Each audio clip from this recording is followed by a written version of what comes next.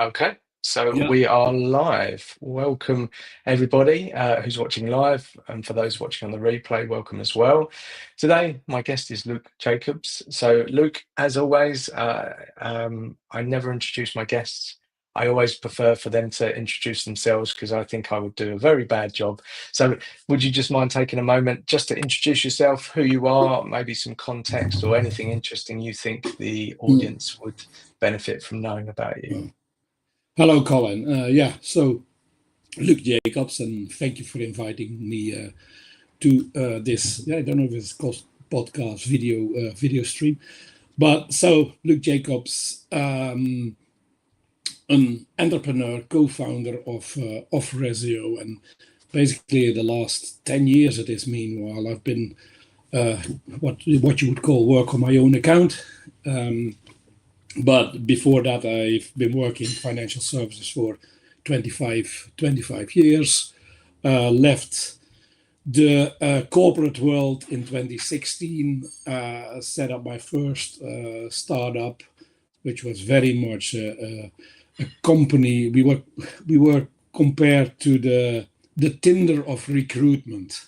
So I don't know if that is positive or negative. I leave that to the ones who listen. But basically, it was an AI-enabled HR platform where we would match people to jobs in a sophisticated way based upon their skills, their experience, etc. In the end, after 3 years, I decided to stop it as we didn't get the traction that was needed to really make it viable. And that is sometimes what you have to do as a startup as well. You have to be realistic and say, like, okay, this is not working to the level that it should be. So stopped that in 2019. But in the meantime, I had also set up with some other people in a consulting company, which was doing quite well. So continued that. And then clearly COVID hit. And that was a next to, let's say, being in lockdown, an absolute fantastic period to reflect.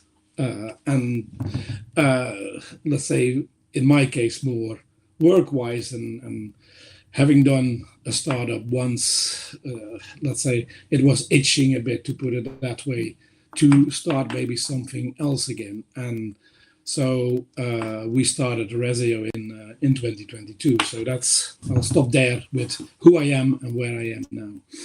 Yeah. So thank you very much. So obviously we had Pierre-Yves on the live a few weeks ago, and I discussed with you some time ago about doing these lives, and why I'm very interested in it is because you both have different sides of the equation. So, but and please correct me if I'm wrong, but since I've known you, I've always felt that you were very much into technology. I want to say gadgets, which sounds a bit maybe sort of childish, but I actually think that's a very good thing, because it's a way of learning and play when I think about things like that. And also, I was aware, obviously, of the platform that you worked on before, and you basically built that on your own. I know you had like sort of developers, etc. And I think in this world, we live in, we seem to celebrate everyone as like this success, and it happened overnight, and it's all great. What we don't really focus on is, the journey to get there. And I think that can be very misleading for people, especially, I'd say, younger generations, because social media has this way of saying, oh yeah, I woke up one night, I had an idea, and then, yeah, amazing, I've got this amazing life and everything's rosy. And the reality is it's not like that. There's a lot of ups and downs along the way. And I'm coming to realize, even in my own life, those downs are not necessarily downs, they're just teachings or learning. So, and I think when I've ever looked back in my life, those things have taught me something that I could then carry on to in the next stage. So I really dislike this whole pass fail thing, because I think that's very binary. I think it's what we learn and what we take from it. So that was one of the reasons I wanted to speak to you, because you're now a multiple entrepreneur, you've thought about these ideas. So where does that come from? Is that in your blood, or is that something that the people you surround yourself with? Where does that come from? So first, for the listeners, when you mentioned Pierre-Yves is the other co-founder of Reseo, because not all listeners today might have listened to that one as well, just to make sure that people can put it in the right perspective.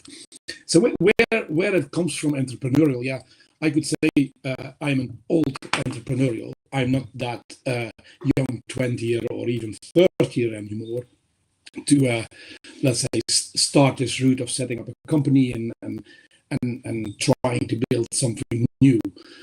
Having said that, through my career, I've always, let's say, I've always been in change management. So, and even if I started my career with Ernst & Young and let's say what people now definitely would consider probably slightly boring auditing, etc., it was an excellent learning school in the sense of that I saw in the 7 years that I was with Ernst & Young so many different companies, how they function, how they are successful or not successful, or how they go through downs and ups again, etc., etc. So as an auditor, I was lucky enough to see that.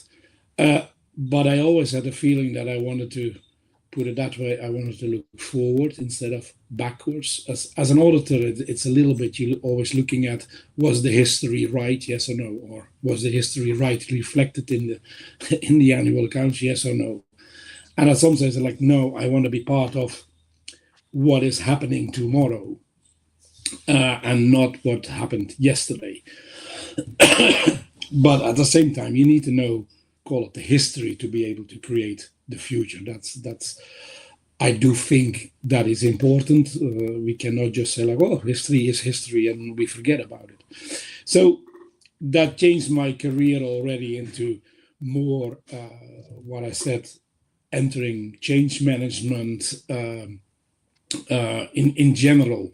If that was for companies, if that was in change of organizational setup, in change of operations, but and this was still in the 90s, also change definitely in systems. I mean, the 90s were, to a certain extent, where systems became much more mainstream.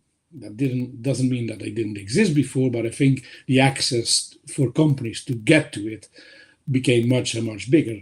That meant also there were loads of transformations ongoing that introduced technology, etc. And to give an example, even as a student, I did at some stage a traineeship, and I was head of IT, which if I look at that today, then I say like, I could not be head of IT today. But I was maintaining in what was in that period called an AS400, which I think in some companies still exists as a mainframe.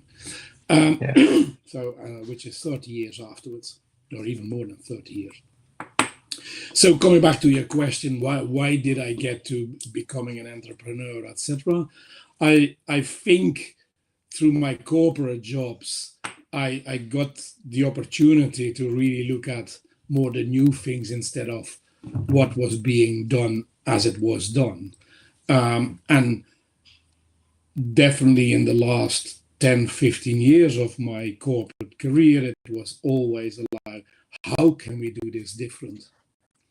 What are the opportunities? How, if it's organizational, how can we do that?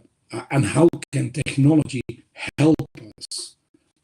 I've always been convinced that technology is not the solution. It is just the element that makes certain things possible.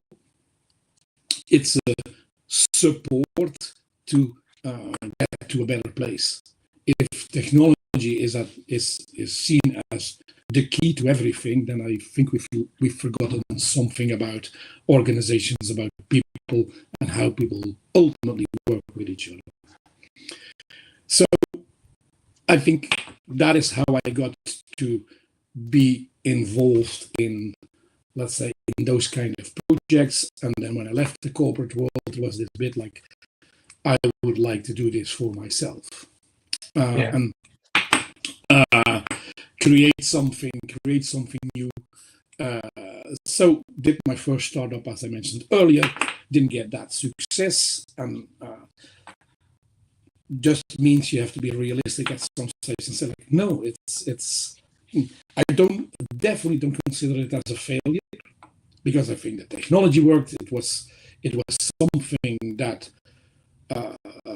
could really transform things. Were we too early? Were we not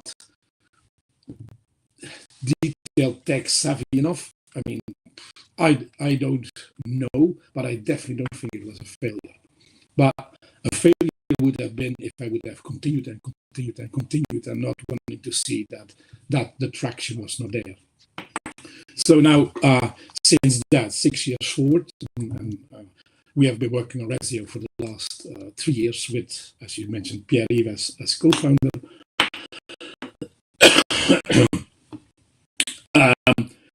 And this time we, let's say, we have our first commercial success. And going back to what you said, like, yeah, somebody waking up in the morning and having a great idea, and hop, 6 months later, they have created it into the rule, if that ever happens. And that might happen more in retail, will definitely not happen in B2B. And Reseo is B2B. And why would that not happen in B2B? Because B2B has much more regulation, has much more vested interest before they make a change to how they have been working.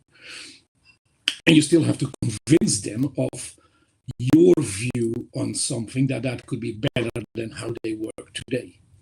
And especially if we come with something that is really turning the tables around and looking at it from a complete different angle, there's a lot of conviction on our own side necessary that this is the right thing. And then you have to convince the other side that this is the better way forward. And that's where you get into areas where, obviously, and we all have that, I have that as well, where you are in environments of comfort in how you do things, comfort in how it works, and to a certain extent, it gives the outcomes that are good enough, I would say. But in a world of technology, you cannot just keep doing the way you did things yesterday. You have to think different. You have to move on with certain thinking, and you have to ingrain that in your business. And some companies are really good at that, and some are not. And we have to work with both. We have to work with the ones that are very good at it, and we have to try to convince the others as well. So it's a long-winded answer maybe to your question, but I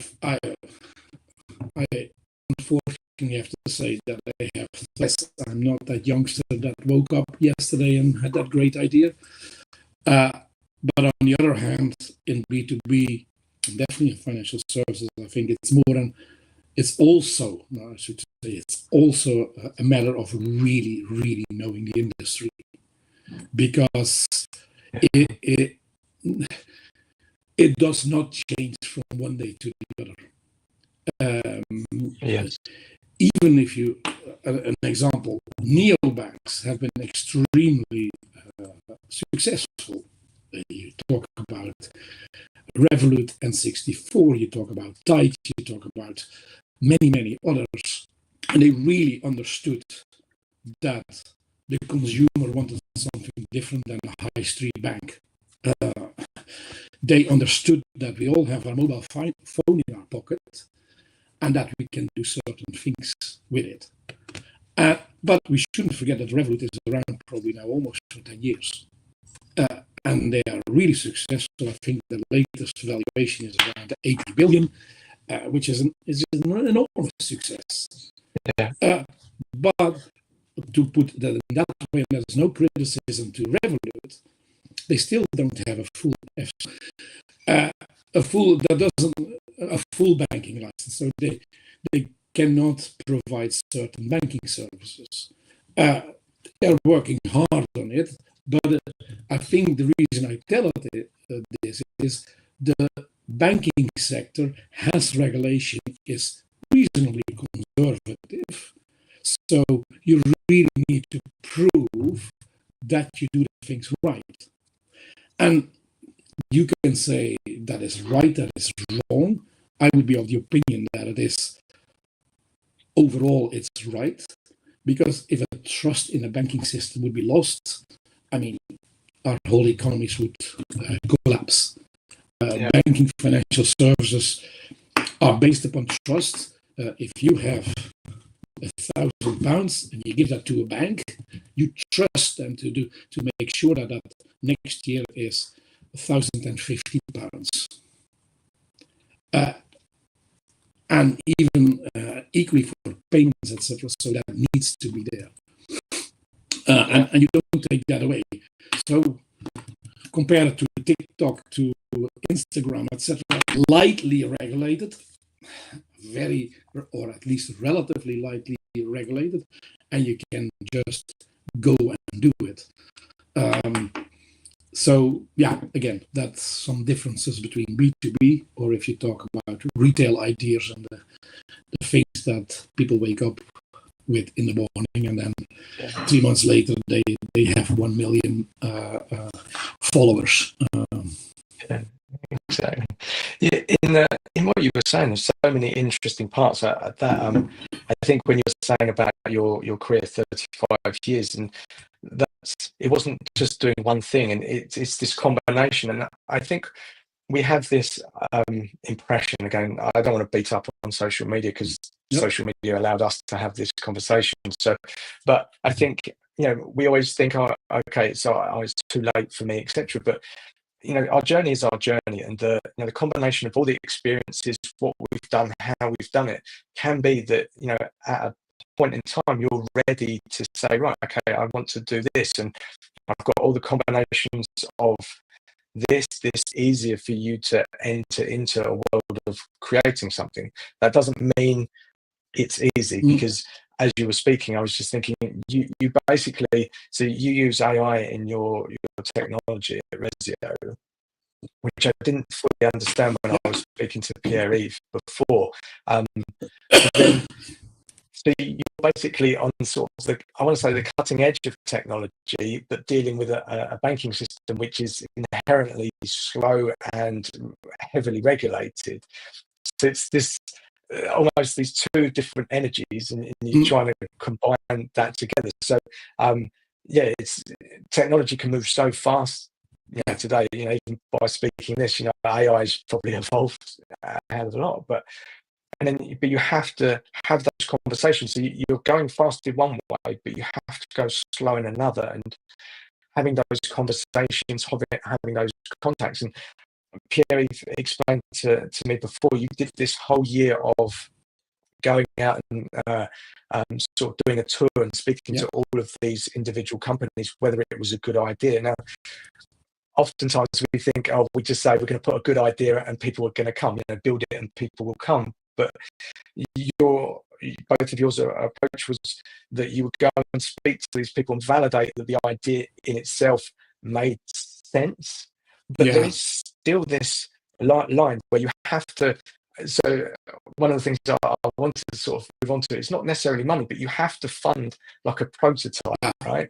And you have to have that almost leap of faith, because it's amazing when you speak to people. I've spoken to many people, and someone says, "Oh, that's a great idea," but when push comes to shove, are they going to put their money behind actually buying into the thing that you're doing? So you have to go so far in terms of a prototype to show people roughly how it works, but not as rigid that it can't be flexible enough to adapt from new information. That's my impression. Especially, I have a background in projects, so when I used to work in big banks, when they would bring in new technology, and sometimes when it was too rigid, it was just like, well, this is not going to fit our world. So how do you at what point do you make these decisions? Do you say, right, okay, here's a budget for the next year. We are going to do this. We're going to get it up to this level. Did you have a plan, or is it just is it not that sophisticated? Just go, look, okay, No. we have to just go into this. And I can tell you, Colin, it's not that sophisticated as a startup. okay. Because as a startup, firstly, your big limitation you have is basically capital. You really have to spend every pound very wisely, and you have to, and that's why you, at least I believe, and for what we have done, I'm sure that let's say if capital is less of an issue, and if you are an AI startup and people give you $1 billion because it's a great idea, you can be a little bit more relaxed around it. Although it is amazing how small they burn through 1 billion. So we didn't have that kind of money. So you really have to think things through and what you do, and ultimately create that. Some people call it minimal viable product. The viable I don't like so much, so I always call it minimal lovable product. So that it does, that it really is already a significant improvement on how things are being done today, but it's not yet perfect. But at least needs to create an equal result as there is today. Yes. And that is what has been guiding us in our development, is to develop something that creates at least the same outcome as there is today, at least. I think we've created something beyond that, because we have turned the table around and we have developed our Reseo solution from the perspective of the investor and transfer agent or any other party that would use the Reseo EID. Because to a certain extent, if you design something from the perspective of the user, and this is business, then what is in general the motivator behind it? It's in most cases, it's efficiency and cost saving. That's often the driver to bring in technology, which I think is every time a missed opportunity, because it is ultimately it's about creating a client service that is better than what it is. I don't want to go into let's say talking too much about Reseo specific and what it does, because that's not the essence of our talk today. But we have designed it from the perspective of the investor and giving them a much better experience than they have today. Because very much in a nutshell, if you for your AML KYC credentials, and if you're a bigger institutional investor, you go through the process of being vetted probably between 40 and 60 times a year. And every time it is different. And every time you have to roll out the wheelbarrow with documentation and data to the counterparty so that they can verify it, etc. Can you imagine that you go travel through the world and every country would have different requirements for you to let you into the country? I mean, in the EU, and again, in the EU, we have, for most countries, we have Schengen, and you can freely travel. That is the idea that we want to create with Reseo. Free travel, not every time having to go, oh, now I need this. Sorry, I was on a business trip to Spain. I was redirected to go to Italy. Sorry, I didn't bring the documentation for Italy with me, so I cannot go. That is what the investment industry is today. That's how it functions. And that is very cumbersome, that is time consuming, and that is not fit for purpose in the 21st century. Where when we open a neo bank account, we take a picture of our passport, we hold the camera in front of us, all kinds of checks are being done in the background, and in 10 minutes your account is opened. That's it, done. Again, I don't want to say that corporate is more complex. because as individuals, you have a simple identity. That is who you are, where you live, your passport. If you want to invest, depending on where you want to invest, you might need to give some kind of certificate of how you gained your wealth to invest certain amounts. That's it. Afterwards, it's all about behavior. The behavior as you as an individual on your investment account, on your bank account, etc., to detect potential money laundering or fraud or anything like that. A corporate is different. The identity of a corporate doesn't stay the same. It changes. As a principal company, and sorry, I still go a little bit in detail, but you need to prove also all your whole beneficial owner structure. Who owns you? Who is the ultimate one who owns you? And clearly that changes. There are mergers and acquisitions, there are just sales, or there are people that had yesterday 5% and now suddenly they bought more shares of the company and they have become a 30% shareholder. Officially, if that principal company wants to invest in a fund, you have to look at that 30% shareholder. So suddenly from one day to the other, that changes. So there's much more work involved in that. And that is what Reseo does. And that's when you said earlier, like, I'm not sure exactly when Pierre-Yves described how do we use AI. So we use agentic AI, and we basically, with agentic AI, we create that beneficial owner structure of a company, which most companies do now based upon the information they get, the things they type into the internet. They might go to a company's house and get that information. Our technology does that for them. And we create that whole beneficial owner structure of a company, including their directors, including any documentation that is available in reputable data sources. And that's also something I want to say there. We use reputable data sources. We do not do internet scraping. Internet scraping was at some stage was the thing. The thing is, you get so many data that you cannot trust that you spend all your time throwing out the data that are not good, even what you are left with, if that is good. So you need to turn that around. Yeah.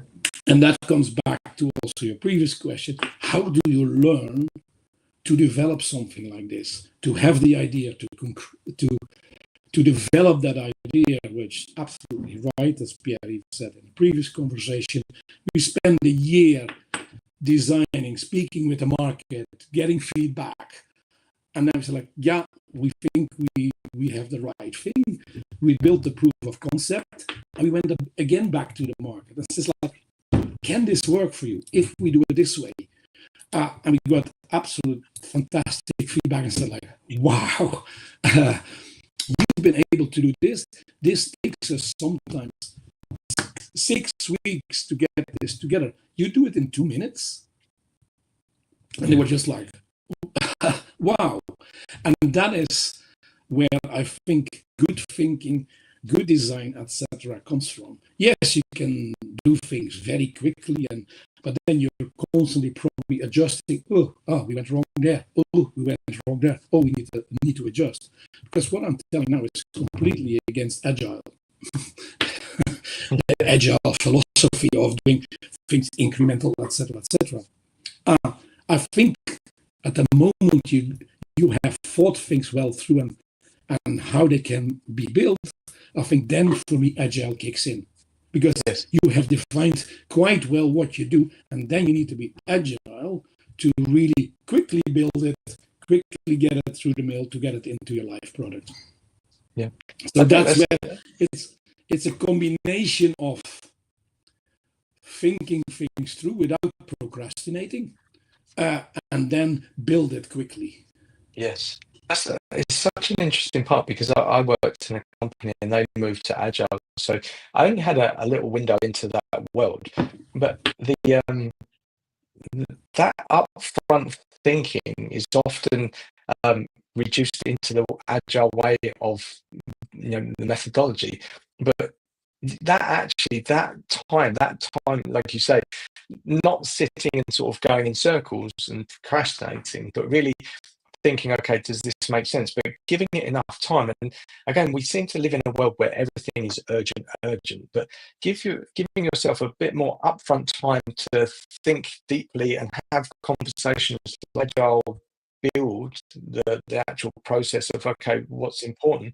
And I think also layered on top of that, what you said earlier about monies, because if you don't have a lot of money, someone didn't throw £1 billion at you, the reality is you have to be very smart and very clever about what your priorities are, and that is actually a benefit rather than it may be more painful.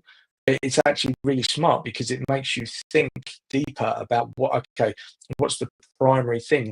There's no fluff in this. There's nothing, and because of that, there's no dilution of what you actually need to work on. You go, okay, look, this is the number one. It's either it might be very clear to you then, because then if you've got all this money, you go, yeah, you work on this, you work on this, but it's actually of a benefit. And there was another point that I was sticking in my head that I wanted to say, because you said that you created Reseo from a perspective of the investor. Yeah, that's super smart. At the same time, my head is going, is it the investor that's actually buying the service? It's not, is it? It's the transfer agent? Is that right? No. Yes and no. I think it's ultimately the complete ecosystem that buys it. Okay. We cannot do it without the investors. We cannot do it without the administrators or the asset managers. And for us to convince the ecosystem that our system is better than what they have today. And as I said previously, I think we've had our breakthrough. We've signed up 2 clients, and 2 quite significant clients. And we're going now through the let's say, process of piloting and let's say implementation, etc., etc. But it is ultimately the market acceptance comes from what we call the Reseo EID owner. So we call it the passport owner, and the border police of investing in funds. We call it the transfer agent. So we need to convince them on both sides. Then there is the dynamic of where a transfer agent says, like, yeah, but the clients are not us because we only are an outsourced service of the asset manager, so we don't take the decision, so you have to go to the asset manager. So, okay, then you go to the asset manager, and it's not that we didn't know that, not with everyone, absolutely not, but hiding behind, oh, we're not the decision maker. So you go to the asset manager, you speak to the asset manager, oh yeah, but this work is done by the TA, so you have to discuss with them. And then at some stage we just said, like, okay, TA, transfer agent, asset manager, let's sit the 3 of us together. Because otherwise we keep ping-ponging and nothing will happen. And I think the moment we started doing that, we call it, was a bit of a breakthrough. And with hindsight, you can say, like, oh, you should have done that much earlier. Yeah, everything is much easier with hindsight. But you have to work with the dynamics in the market and et cetera, et cetera. So in the end, I think the main decision makers are the asset managers and the transfer agents. The investors, yes, you need them, but look at individuals. If you want to travel, you need to get a passport. Otherwise, you won't travel. So it's not really a choice.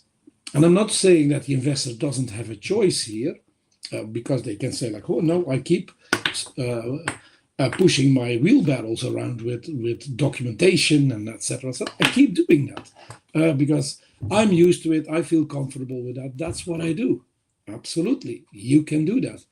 But at some stage, if you find the right parties to work with, and they say, like, wow, we see that this has benefit to the investor. And you know what? We'll work together to bring that investor in, because it is our client. We'll bring them in. We'll make it a joint effort because we see as an asset manager or a TA what the benefit it will be for us. And at the same time, we can see what the benefit is for the investor. But there is an element of knowing what you're used to, and you keep on working in that way, unless till a certain moment in time, you're being shown a different way and a different way of working. And I can make all kinds of analogies, and often the neobank speaks for itself. Did any of us enjoy going to a high street bank? For basic banking, I'm very happy if it comes to a mortgage or something else, yes, to do that. But if it's just for payments and your savings account, etc., yes, I think the last 15, if not already 20 years, we just want to do that from our mobile phone. And it is that shift that then starts to happen. I'm not going to say that we are going to change the world, and there will be others who will do something similar than Reseo, etc. But I do think that what we have done is, again, designing it from the investor's designing the solution from the investor's point of view. That doesn't mean that you alienate all the participants in the market. You just look at it from a different perspective. And that comes maybe to a point where I say, like, what is being entrepreneur? And that is sometimes is being willing to look at it from a different perspective than how it is always done. And sometimes that can lead to something. Sometimes you try and you don't succeed. I consciously say don't succeed. I don't say fail. You don't succeed because there are market participants. There is a market environment that you have to convince, and that is tough in B2B. And again, I'm not that when I say that, that's not complaining. It's just tough. You need to be prepared for it, and you need to really think this through how you're going to do that. How are you going to convince those parties? How are you talking to them? How are you going to bring them together? And I mean, our ecosystem, we make it very simple, and we talk only about the investor and the transfer agent and the asset manager. But other parties you have system providers to the asset manager and the TA. You have the regulators. And again, in Europe, we have 28 regulators. So, and they all think slightly different. We have the EU, we have EU directives, we don't have EU laws. We have EU directives. So that means all 27 countries implement the EU directive slightly different in their own law. And with AML KYC, that means in every country it's slightly different. That is just the start of it. Then you have all kinds of other participants in the market that you have to bring along with you. And that's tough. We've had some breakthroughs. We're not there yet. And that's what we keep working on. But call it that way. You have to have a thick skin to go through this route. And when I say all of this, that is definitely not from a perspective of having been disappointed, or it is just what it is. And if you don't realize it, then I think the chances that you're going to be successful are smaller. I'm not going to say they're zero, they're smaller. And that is a huge difference in B2B.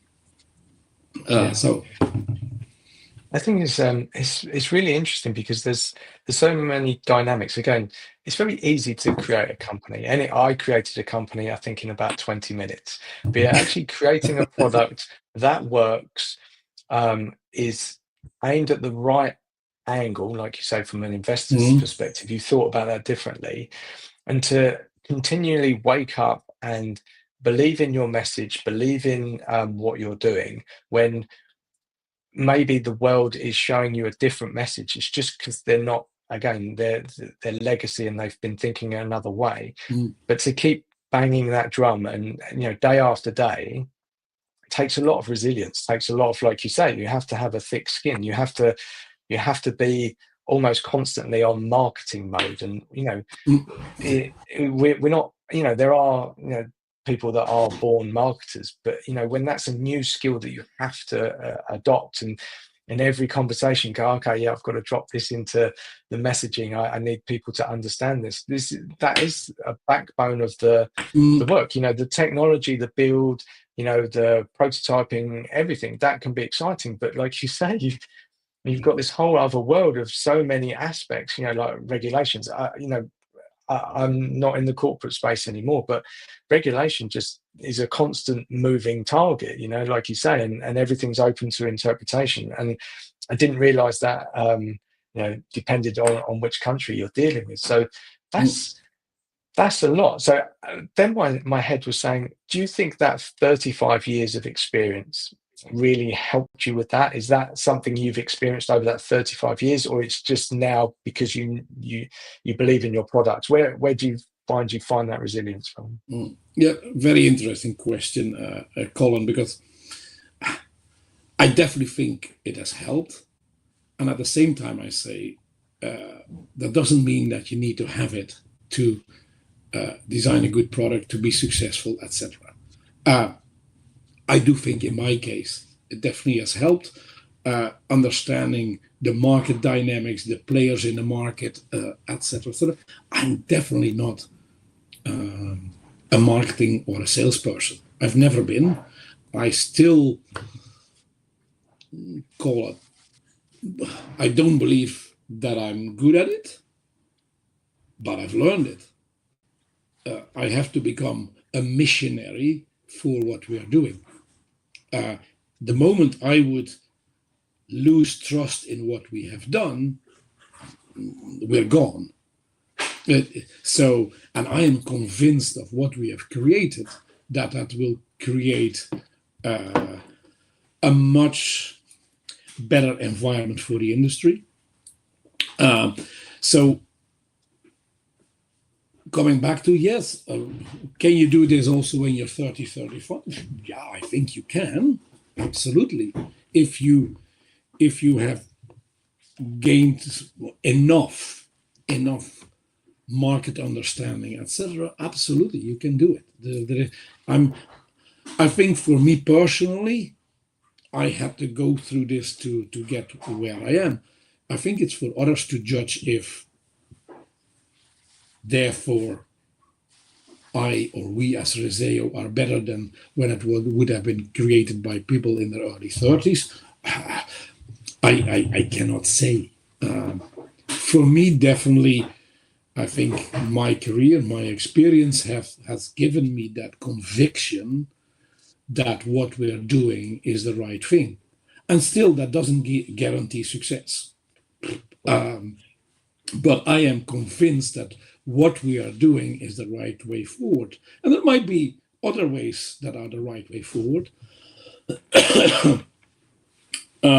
But the whole market is talking about, for instance, blockchain is this buzzword in the industry. And it's like, oh, we're going to move everything on blockchain. And I always say, like, yeah, that's interesting. And there have been successes in that, and there are already use cases that really work well. But if it's, and that is called within the area of investing in funds, but end-to-end blockchain can only work if each process within that end-to-end that needs to be there for, let's say, the right reasons. There are also elements in end-to-end that maybe have grown over time and maybe are just not suitable, or where we should ask ourselves, do they really need to be done? But if in that end-to-end there are processes that take 4 to 5 weeks, that means blockchain has zero value. The benefit of it is not there, because I always, sometimes I say, like, think of blockchain as a train. a train with all its carriers behind it. And in each station, you add another carrier to your train. And then suddenly you come at a train station for AML KYC, and guess what? You sit there for 4 to 5 weeks, standing still, because that's how long the process takes today. Blockchain has that blockchain end-to-end is not viable.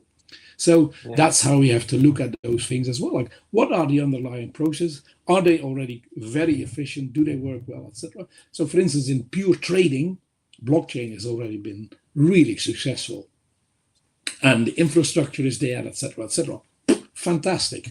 But that is the purely trading part, because investing in fund has a, call it, trading element as well. Yeah, that can be already done really well. But the onboarding of clients, etc., that's still an area where we're not ready yet. And so therefore you have to look at those processes like, okay, can we make sure that that train doesn't stop in that train station for 4 to 5 weeks? And how can we do that? So that it can just stop, hop, throw in the AML KYC check, and up, move on. So I'm reminded of an expression I remember in the project world. It says, if you've got a hammer, everything looks like a nail. So just because you can do blockchain doesn't mean that blockchain is right for every process. And that it kind of brings me on to this interesting concept around technology, because technology is evolving so quickly, right? And I know AI is thrown around as also one of those buzzwords, but does that ever worry you, because it's moving so fast that that you need to update your technology or think about that? Or have you got that foundational aspect that it's sort of so solid that you don't need to do it? How does that fit into your equation? Again, very interesting question, Colin, and I think, yes, it worries me, and I will explain why. That doesn't mean that I'm scared of it, of technology developing very quickly, but we should never forget that yes, we as Reseo, you as listeners, everybody has technology at our hands. We all use in some way or the other ChatGPT, and that's great abilities, but there are also there are people with not so good intentions that have access to technology as well. And what does that mean is that in general, they're kind of ahead of the game. And again, I come back to AML KYC. It is today, AML KYC is very much carried out based upon certain documentation and data points we get. It's like, oh yeah, we have that document and we might look into that document. Yeah, everything is fine. But it is so easy to falsify a document. It's so easy today to falsify a complete company structure with what looks at the normal eye looks like a completely valid company, etc., because AI can create that. And like that, you said earlier on, I can create a company in the sense of setting it up in a company's house in 20 minutes, at least in the UK. In other countries, it's a little bit more complex, because you have to use lawyers or etc. I think that is France. You cannot just set up your company. No, you have to go to a lawyer that creates your articles of incorporation and kind of put a stamp on it, etc. In the UK, in 20 minutes and 13 pounds later, you have created your company. So for fraudsters, it's very easy to use AI as well. And they're ahead of the curve. And we are just, let's say, if it comes to AML KYC, we're just looking at documents. And based upon the document we get, we say like, oh, well, yeah, no, it's all good. And again, there is let's say the 80 or probably even 95% rule, where 95% is all legit, etc. But that's the point. You have to find the 5%, or maybe it's even 1%, That's the ones you need to find. And in today's world, you cannot do that anymore without technology. You need to incorporate technology, etc. So to your question, like, does the development of new technology worry me? In a certain extent, yes. On the other hand, I think we don't use it enough yet to, let's say, get at least on par with, and to use really the benefits that that technology offers us. And it is partly, again, because what I said earlier, the industry I have always been working in, financial services, is relatively slow. And for all understandable reasons. That begins with even the consumer in that industry is not necessarily the quickest either. And that creates also a dynamic that is sometimes cringy, because, call it, you have the older investor that still likes to work as they always did, and you have and I generalize now a little bit, because even my age, I would be in that group, but mentally I'm more with the probably younger group. I want to do things simple, quick, easy. Yes, using my phone to do my financials, etc., etc. But the industry has to work with both groups. So there is that struggle as to which one do we serve? How does this go? Then clearly the biggest pot of money is with the older generation. Yeah, and then we're all talking about, but the boomers are now moving it to the next generation, etc. Yeah, but it doesn't go. There is a generation in between before it really goes to the young generation. So that young generation does not get access to that boomers, call it boomers money. So you have a market dynamic where you have different groups with different expectations, and you have to serve them all. And you have to try, of course, it's most efficient if you can serve them in one way. But that's not what necessarily the consumer wants. And that's, again, back to the question, like, am I afraid of technology? No, overall, no. But I think we need to be much quicker in using it in a good way. And sometimes, yes, we need to just take the jump and not say, like, oh, will I benefit from it? Yes, and that all comes, if you would look at it from a psychology point of view, it comes from comfort zones in which we are, and again, we all have it. I have it. Certain things I don't want to change. I'm happy in it. I feel comfortable in it. I don't want to move away from it. Yeah. But to make optimal use of technology, you have to. Yeah. It's ever since I was aware of your company and what you're doing, I really think that you're at the right time for technology. It just, and again, market timing plays such a big part. You can have the best product in the world, but if it's not the right market time, people won't adopt it. But you seem to have you've got a solution. You've got a problem that has existed for a long time. You've now got technology which people are embracing and are excited about. And the combination of those two things, and you guys sitting in between that and seeing things in a way from different angles, very, very measured, very consistent, not this rushing, okay, yeah, we're just going to put something in and we're going to go. You're building. I got this also from Pierre-Yves, is long term. It's not, okay, what's the pieces that we need to consider? And that's all matched with this kind of very great market timing with all of these things, because even in my corporate days, I was aware of recruiting for KYC employees was just like, it was almost a volume business, because it was just like, wow, this is something that's just like, you saw, a couple of job adverts for something else, and KYC was just off the scale. It's just like, yeah, we need this type of this type of this type. And I was like, okay, well, and so it seems amazing, but a lot of that comes down to timing. You can't always predict that. You can see these problems, and you know, I, with your previous company, as you said, that was a success, but you weren't getting the traction. Now with this, you can take that learning and that knowledge,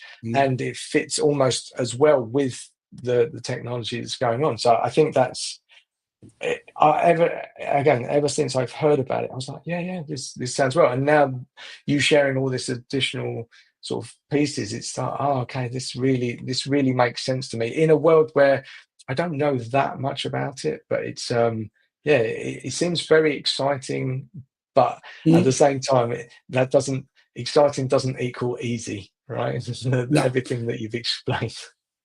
absolutely. And again, yes, we haven't touched upon it, but yes, timing is essential as well.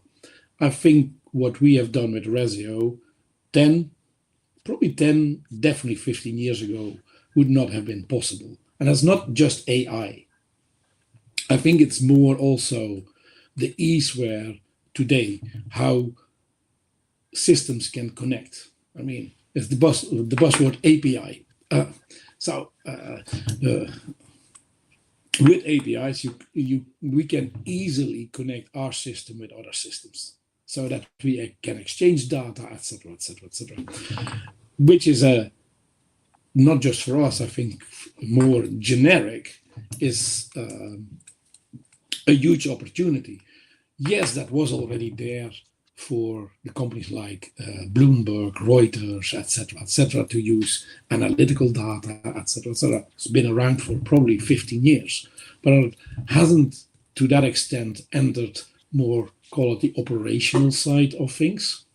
Because yes, where do you want to put your money? You rather put your money in the front office where you can make investment performance and etc. better investment performance, so that you can distinguish yourself from the competitor, etc. So you rather put initially your money there. That continues, but the big part is done yet. Then you move to middle office or back office to start creating efficiency there. And I think that is a timing element as well, is where, yes, people are looking now at, oh, yes, compliance has been growing so big. And as she says, like the recruitment, etc., has gone so massively in it. The cost of it have spiraled, etc. So how can we do it? And again, not just efficiency, but how can we do it better? Because just throwing people at it doesn't necessarily make it better. You deal mainly with volumes. But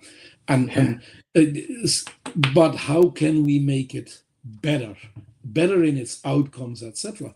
And then I come back to what I said at the beginning, is where technology can support making it better. But it's not going to replace that human being. Yes, maybe we need less of them, but that is not necessarily a bad thing. Because the last definitely 10 years, I think, we've just been throwing people at it, not necessarily creating interesting jobs. And when I say that, I don't want to offend anyone who is listening today or later, but wouldn't it be much more interesting if the day-to-day things could be taken over by technology, where we can then uplift the responsibility of looking at compliance from a much higher level? I believe it's much more interesting. And that's where, let's say, again, coming back to the question of timing, yes, timing is essentially as well. My previous startup, I think the timing was partly not right, because now you see solutions that we developed basically now 8 years ago, they're not mainstream yet, but they do get the traction. Maybe we were too early. Again, I'm not going to cry over it. It's just what it is, and that comes back to the part like, yes, I learned from it. Yeah, I learned enormously of it. I think that's a brilliant sort of way to think about it. And just to sort of back up on that point about people's jobs changing. I've been in many companies where, there was transformations and, technology came in, and there were people that were very worried about their jobs. I never saw it that. I just thought, well, for me, technology can basically take the things that are very boring and don't require a lot of creativity or a lot of thought away. And people think that when your job goes, then everyone like gets fired. But the reality is, there's always going to be new jobs. There's going to be you can sort of level up and you can go in more interesting things. Creativity, thinking of things from different angles that you didn't have the time because you were busy doing the day-to-day stuff. So I've never seen technology that way. I think it actually creates a lot more opportunities, but people think it's the opposite way around. So yeah, I've never thought about things that way. I'm conscious of time, but just one last question. It's been sitting in the back of my mind for a little while. Both you and Pierre-Yves have obviously had very good careers in the industry. Then obviously the people in your company, you have, like, the way Pierre-Yves explained it, you have these people that come in and you have a sort of structure, but that network of people, how important do you think that has played in the success of the company? Because you've been able to go and find these people, go and have conversations with all different companies, which sometimes those doors are pretty much shut if you don't know someone in the company. And you've got also the backing of the people in your company that have those networks. How big a part do you think that plays in the success of what you're doing? Oh, a huge part, absolutely huge part. And that's maybe to come, yes, 35 years of experience does help in the network you've got. Because it's not just the number of connections you have on LinkedIn. It's the depth of those connections that you have. And next to that, the credibility you have with the network you're part of. Because it's also about credibility. Are you seen as somebody that is, call it, serious, knowing what they're talking about, know what the real problem is, etc. So networking is absolutely key. Without our networks that we have been developing over years and years, it would have been much more difficult. So absolutely key. Yeah, because I think that's something we overlook, because again, we seem to live in a volume business where we think, okay, the more followers, the better. But I've even in my own world, when I started this channel, I looked at my followers just as a way to sort of give myself some reassurance that I was moving forward. But more recently, I've actually looked at it in a perspective of, okay, it's about the depth of those relationships. Who can I call on? Who are the important people? So the number going up is almost a byproduct, but the depth and the people that I connect with is much deeper and more important to me, and that takes time. It's not done, in 5 minutes, which we live in a world where it we is, think it is we quality over quantity. Yes, it's almost as simple as that, and quality comes also, what I said, with credibility. And I'm not perfect, don't get me wrong, but I do think I have a certain credibility. Again, I leave it up to others what that is. I do hope and I believe that is overall on a positive one. So yes, that is absolutely critical in the market, and it is maintaining your network. And I would say I'm good at it. Pierre-Yves is a master at it. He's been his whole life. I cannot top that. And that's probably also why it works well together as two co-founders. Because that's for another talk. How do you work as two co-founders together? Because that's a whole that's another 1 hour talk probably. But maybe I'll get you both on and challenge myself to see if we can have a three-way conversation. That might be dangerous. Okay. Good, fantastic. Well, I think that is the perfect place to end. I really appreciate you giving me your time.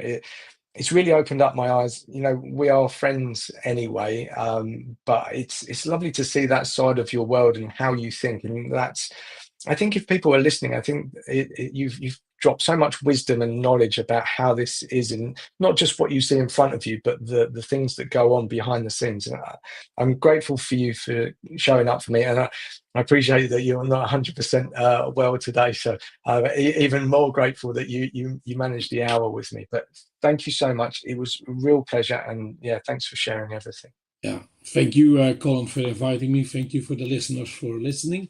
And if they have any questions, please don't hesitate to get in touch with me via LinkedIn. And we can continue the conversation.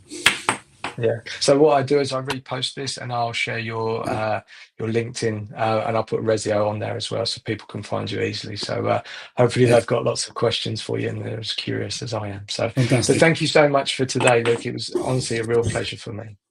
You're welcome. All right. Take care, Luuk. Bye-bye. Bye.